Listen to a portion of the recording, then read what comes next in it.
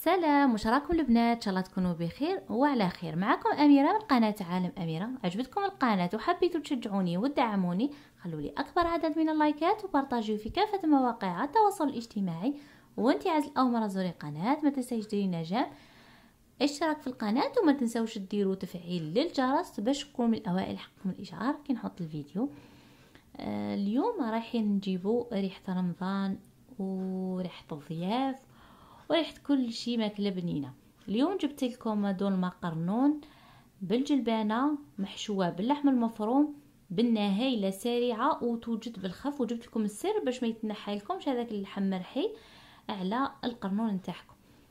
اول شيء رايحين تجيبوا الحشو، لحم مرحي ولا لحم مفروم، وتجيبوا لا شابلور والبصل مرابي، وتجيبوا هذيك قرعه ولا كوسه رابيتها، تجيبوا قزبر مقطع وقزبر مرحي، معدوس مقطع، قزبر مرحي، شويه قرفه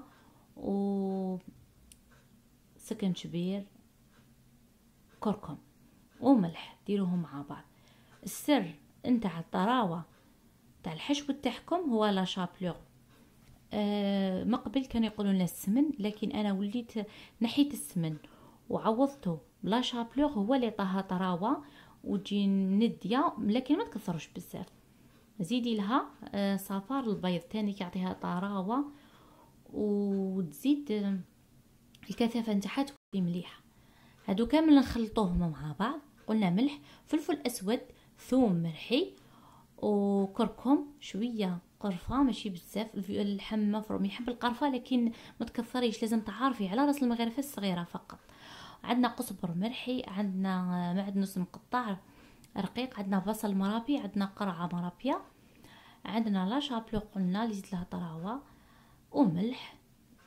بالك خاصني ملح، دوك نزيد لها شويه ملح. هادو التوابل اللي نحكي لكم عليهم بزاف هايلين تاع الفواحه، هادو خاصين بالدجاج. وشوفوا واش يجي فيهم، يجي فيهم فلفل اسود، كركم، ملح، اكليل، غمعه، ويجي فيهم ثوم بزاف هايلين، يمشوا مع اللحم ومع الدجاج يعطوا بالنار روعه رهيبه. هادو تاع الفواحه لا يعلى عليهم.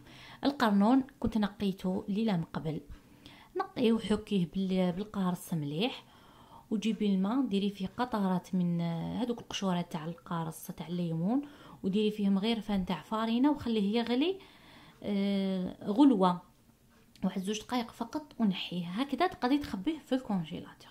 انا ما نصحش به، لكن نتوما تعرفوا من هذاك الضياف ولا في رمضان لا نحبوا نديروه. الو هذه الطريقه تاع التجميد، ديريهم في سنيوه، جمديهم متباعدين على بعضهم باش ما يلقسقوش. كي يجمدوا طميهم في ساشي 4 ولا 5 مع بعض. تجيبي هذاك اللحم المفروم نتاعك، هذوك لي بولات، وديريهم قبيهم مليح، ما تخافيش ما راش رايح في الطياب نتاعو يخرج لك هذا الحشو على القرنون. دائما يشتكيو انهم يخرج لهم. اليوم جبت لكم العفسه باش ما يخرج لكمش. تعمري القرنون تاعكم ما تخافيش منه، ديريه بومبي مقبن بالطبع، وحكمي بياض البيض كيما راكي تشوفي بلا ما تضربيه. شوفوا نصائح صغيره وتفرق، قلت لكم بلا ما تضربوه عزيزاتي. وديري تمسحي عليه الوجه نتاعو حتى الحبيبه نتاع القرنون. هذه الطريقه رايح ديرو كيما الغراء، راح ما يخرجلكش على القرنون نتاعك. ان شاء الله نكون فدتكم بهذه. نحب انا كي يكون في الفيديو نتاعي يكون فيه ولو نصيحه صغيره، ولو فكره تعلمتها، ولو افاده، لو كان 1% نفيد حبابتي بها. قلت لكم هذا بياض البيض بلا ما تضربوه، مشوا على الوجه وزيدوا حتى لحقوا حتى الحبيبه تاع القرنون. هكذا رايح طيب لكم وماش حاطير لكم هذاك. من قبل ما نعرفوا هذه العفسه كنا كي نديروه تلقاي هذيك الفيونداشي في يجي هو القرنون في يجي، لكن هذه العفسه حتى وديري في لاكوكوط وتغلقي عليه وما يطيرش.